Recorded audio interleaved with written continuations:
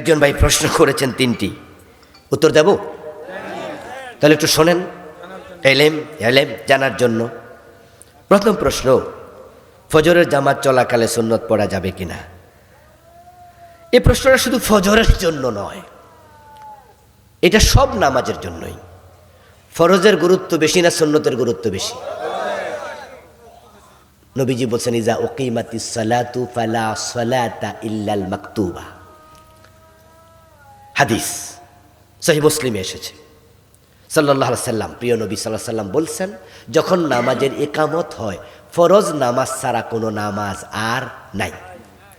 তবে হ্যাঁ, আপনি সুন্নত শুরু করছিলেন আগে, তাহলে বাদ দেওয়া দরকার নেই। আপনি শেষ করেন, আমল বাতিল করেন না, লা তুবতিলু আমালাকুম। কিন্তু আপনি নতুন করে আর নিয়ত বাঁধিয়েন না, ফজরেও না, জোহরেও না, কোনো ওয়াক্তে না। নবী সাল্লাল্লাহু আলাইহি সাল্লামের কোনো সাহাবী থেকে হাদিস পাওয়া যায়, সালাত নিয়ে আমার লেখা বই আছে, হাদিসের বৈচিত্র্যে পূর্ণাঙ্গ নামাজ, এটাও ড্রাইভার সাহেবের কাছে আছে। আমি যত হাদিস দরকার চার মাযহাবে আছে, আহলে হাদিস সহ সবগুলো এক বইতে এনেছি। তো সেখানে আমি দেখেছি কিছু কিছু সাহাবী ফজরের নামাজের সুন্নাহ তারা পড়তেন জামাত চলাকালে। সাহাবীদের আমল দিয়ে কেউ কেউ বলেন যে ফজরের টাইমে এটা চলবে, কিন্তু আমি আমার বইতে এনেছি নবীজি সাল্লাল্লাহু আলাইহি সাল্লাম যে সাহাবীকে দেখেছেন ফজরের জামাত চলাকালে সুন্নাহ পড়েছেন, তিনি পরে ডেকে নিয়ে ধমকাইছেন। কি করছেন? রাসূল ধমকাইছে, এই তুমি ফরজ চলাকালে কেন নামাজ পড়ছো? তাহলে তোমার কাছে কি আমারটা উত্তম না তোমারটা উত্তম? তো নবীজির ধমকানোই প্রমাণ করে ওই যে ইজা উকিমাতিস সালাহ ফালা সালাতা ইল্লাল মাকতুবা।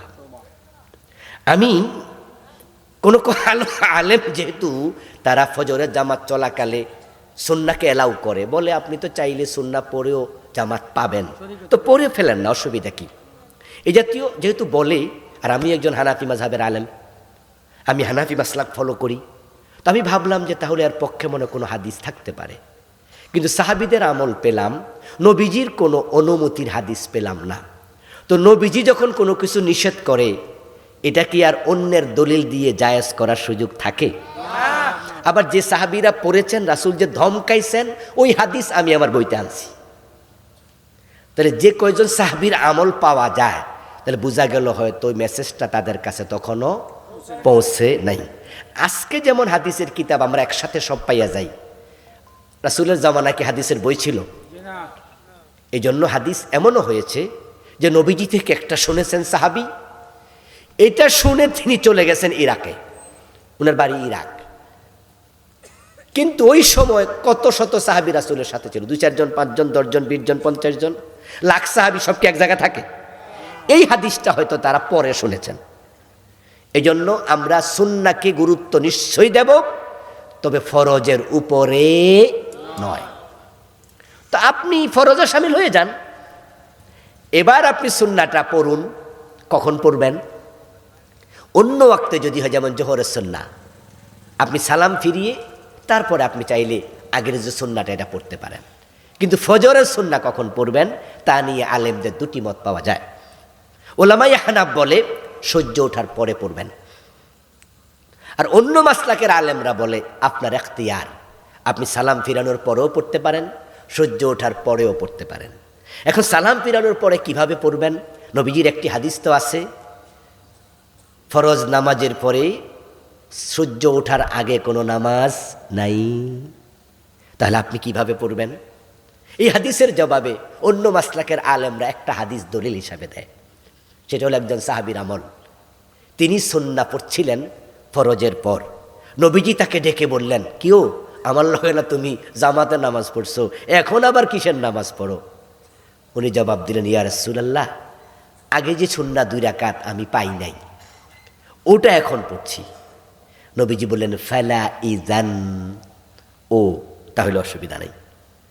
এই দলিল দিয়ে একদল আলেম বলেন, যদি আপনি মনে করেন যে সূর্য উঠলে পড়বেন, পড়াই হবে না, ব্যস্ত হয়ে যাবেন, চাকরিতে চলে যাবেন, তাহলে আপনি সূর্য ওঠার আগেও এই আমল দিয়ে পড়তে পারেন, যেহেতু নবীজি অনুমোদন করেছেন। দ্বিতীয় প্রশ্ন, জুমার দিন বয়ানের সময় তাহিয়াতুল মসজিদ না পড়ে বসা যাবে কিনা?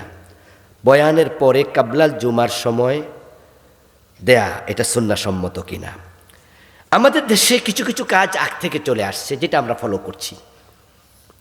যিনি ফলো করছেন তাকে আপনি নফরত করবেন না, তার বিরুদ্ধে কথা বলবেন না, কারণ এদেশে এমন কিছু সুন্নাহ মানে রীতি রাসূলের সুন্নাহ না, সুন্নায়ে ওলামা আলেমদের রীতি চালু হয়েছে যেটা হাদিসের সাথে সাংঘর্ষিক। যেমন ইমাম যখন ভুল করে আমরা তাকে লোকমা দেই না। বাংলাদেশে কি বলে লোকমা দেয়? আল্লাহু আকবার। 100 মসজিদের মাঝে হয়তো 99টাতেই কিন্তু হাদিসে রাসূল বলছেন সুবহানাল্লাহ পড়ো। লিররিজালি তাসবিহু ওয়ালিন নিসাই তাসফিকু। নবীজি শিখাইলেন যে ইমাম ভুল করলে তোমরা লোকমা দিও সুবহানাল্লাহ পড়ে। কিন্তু কে বা কারা সুবহানাল্লাহ সরাই আল্লাহু আকবার ঢুকাই দিয়েছে আমি জানি না, কিন্তু ঢুকছে। ঢোকেনি ভাই? এখন আমাদের মসজিদের হুজুরকে আমরা লোকমা দেই, আমরা আল্লাহু আকবার বলছি, এটা চলমান একটি রীতি বাংলাদেশে এসেছে। তার মাঝে এটাও এসেছে যে আমাদের জুমার দিন কিছু কিছু মসজিদে যখন হুজুররা বাংলায় কথা বলে তখন বলে যে এখন পড়িয়েন না সুন্নাত, পরে সময় দেয়া হবে। এটা আমাদের মুরব্বীদেরকে আমরা দেখেছি। কিন্তু নবীজি সাল্লাল্লাহু আলাইহি সাল্লাম কি বলেছেন? ইযা দাখালা আহাদুকুমুল মাসজিদা ফালা ইয়াজলিস হাত্তা ইউসাল্লিয়া রাকাতাইন। তোমাদের যে কেউ মসজিদে ঢুকবে সে যেন বসবে না, সরাসরি নিষেধ, 2 রাকাত নামাজ না পড়ে। মসজিদের হক আগে সেজদা। মসজিদের হক কি? আরে মসজিদ বানাইছে তো সেজদার জন্য, নামাজ 2 রাকাত পড়ো, পড়ে তুমি আবার বসো। কিন্তু এখন হুজুররা মনে করে সে যদি 2 রাকাত পড়তে থাকে আর আমি খুতবা দিতে থাকি বা ওয়াজ করতে থাকি তাহলে বেটার তো নামাজের ডিস্টার্ব হবে। তার নামাজের ডিস্টার্বের কারণে কি আমার আলোচনা বন্ধ করতে পারবো? তাহলে দরকার নাই, বসো বসো পরে পড়িও। কিন্তু নবীজি বলছে না, তুমি বসবে না। এখন বলুন তা আমি যদি আপনারে কই বসেন পরে পড়িয়েন, রাসূল বলছে বসা যাবে না পড়ো, তাহলে কার কথার গুরুত্ব বেশি, হুজুরেরটা নাকি নবীরটা? এখানে একটু দ্বন্দ্ব তৈরি হয়, মনে হয় যেন এটা আসলে কি হলো। একটি হাদিসে পাওয়া যায় নবীজি সাল্লাল্লাহু আলাইহি সাল্লাম খুতবা দিচ্ছিলেন। এট দ্যাট টাইম একজন সাহাবী আসছেন, এসে তিনি বসে গেছেন। নবীজি খুতবা স্টপ করে বললেন, আসাল্লাইত আসাল্লাইত, তুমি কি নামাজ 2 রাকাত পড়ে বসেছো? সাহাবী বললেন যে না। নবীজি বললেন কম ফাসাল্লি রাকাতাইন সুম্মা আজলিস, 2 রাকাত পড়ো তারপরে বসো। তাহলে নবীজি বিষয়টাকে গুরুত্ব দিলেন। কি দিলেন? আমি হুজুর, আমার বক্তৃতার দাম আছে, কিন্তু আমার বক্তৃতার দাম কি রাসূলের সুন্নাহর চেয়ে বেশি? এগুলো আমাদের ভাবতে হবে আর কি। কিন্তু যে চলমান যে প্রক্রিয়াটা চলে আসছে, কোনো মসজিদে দেখলেই ওই আলেমের ব্যাপারে মন্তব্য করবেন না, ওনাকে খারাপ বলবেন না, কারণ যেহেতু দীর্ঘদিন ধরে চলে আসছে অনেক জায়গাতে চেঞ্জ করতে একটু সময় লাগে, কিন্তু মেসেজটা দেবেন। আমি অনেক জায়গাতে এটা কাজে লাগাইছি। আমার বইটা আমি বিভিন্ন জায়গায় দেই, বিভিন্ন আলেমকে বলি দেন এই বইটাতে যেহেতু হাদিসের দলিল, আমি সব রেফারেন্স দিয়ে লিখেছি। তো তখন পাইলে এবার হুজুরও বলে আসলে তো এটা তো জানা ছিল না। শিখার শেষ আছে? 3 নম্বর প্রশ্ন, উচ্চ স্বরে জিকির করার বিধান কি? উচ্চ স্বরে মানে হলো জায়েজ, তবে এমন উচ্চ স্বরে করা যাবে না যাতে অন্যের ঘুমের ব্যাঘাত ঘটে। এমন উচ্চ স্বরে করা যাবে না হইসই মনে হয়। আমাদের দেশে কিছু কিছু মানুষ তো সীমা লঙ্ঘন করে, ঠিক না? তারা শুধু উচ্চ স্বরে করে না, ডোল বাজায়ও করে, তবলা বাজায়ও জিকির করে। নবীজির সুন্নাহকে বিকৃত করা যাবে না। এই জন্য আমরা জিকির করব, আপনি চাইলে মনে মনেও করতে পারেন, চাইলে একটু আওয়াজে, তবে অতি আওয়াজে করা যাবে না। ইল্লাল্লাহ জিকির করা যাবে কি উনি জানতে চেয়েছেন এই প্রশ্নে। না, এটা করবেন না, এটা করবেন না। জিকির ইবাদত, আর ইবাদত করতে হবে নবীজির শিখানো পন্থায়। এটাকে ইল্লাল ইসকির হাদিসের সাথে মিলাতে যাবেন না। এটা জায়েজ আছে এটুকু শব্দ বলবেন না। ইবাদত জায়েজ দিয়ে চলে না, ইবাদত চলে সুন্নাহ দিয়ে। কথা বুঝবেন? এই যে আমরা ইয়া নবী সালাম আলাইকা বলে আমরা ক্যাম করি না, অনেকে আমরা করি না, কিন্তু যারা করে তারা বলে অসুবিধা কি, জায়েজ তো আছে, এই আছে ওই আছে, ঘুরে গাড়ায় বলে। তখন আমরা বলি ভাই এটা সুন্নাহ না, ইবাদত হবে সুন্নাহর আলোকে। জিকির কিভাবে হবে? আল্লাহ শিখিয়েছেন রাসূলকে, উযকুরুল্লাহ কামা আল্লামাকুম, কোরআনের আয়াত। আমার 9 নম্বর বই যেটা, এটা গত নভেম্বরের 30 তারিখ এসেছে, মানে হলো 1 মাস হয়নি এখনো। এটা আমি লিখেছি আল্লাহর স্মরণে মুখরিত জীবন এই নামে। 400-র উপরে দোয়া জিকির এনে রেখেছি। এখানে আমি জিকিরের অধ্যায় আলাদা লম্বা লিখেছি। আলহামদুলিল্লাহ, নবীজির শিখানো পন্থা, নবীজির সিস্টেম। কিন্তু নবীজি সাল্লাল্লাহু আলাইহি সাল্লাম কখনো ইল্লাল্লাহ শব্দে জিকির করেন নাই, কোনো হাদিস নাই। সাহাবারাও এটা করেন নাই, বরং নবীজি শিখিয়েছেন, বলেছেন আফদালু যিকরি লা ইলাহা। তিনি ভাঙেন নাই, তা আপনি ভাঙেন কেন? দরকারটা কি ভাঙনের? পুরাটাই করেন।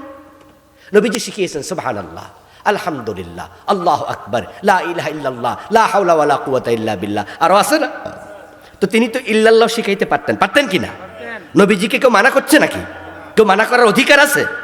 তো তিনি ভাঙেন নাই, আমরাও ভাঙবো না।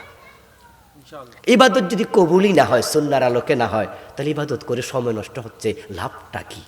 আমি ভালোবাসা নিয়ে বলছি। আপনারা যারা ইবাদত করতে গিয়ে বিকৃত হচ্ছেন, ঢোল বাজাচ্ছেন, তবলা বাজাচ্ছেন, ইল্লাল্লাহ করছেন, ভাই আপনার মাথায় আমি বাড়ি দেব না, আপনাকে আমার কথা শুনতে বাধ্য করব না। কিন্তু নবীজির মেসেজটা দিলে কোনো আপত্তি আছে? মেসেজটা দিলাম, এবার আপনি ভাবুন।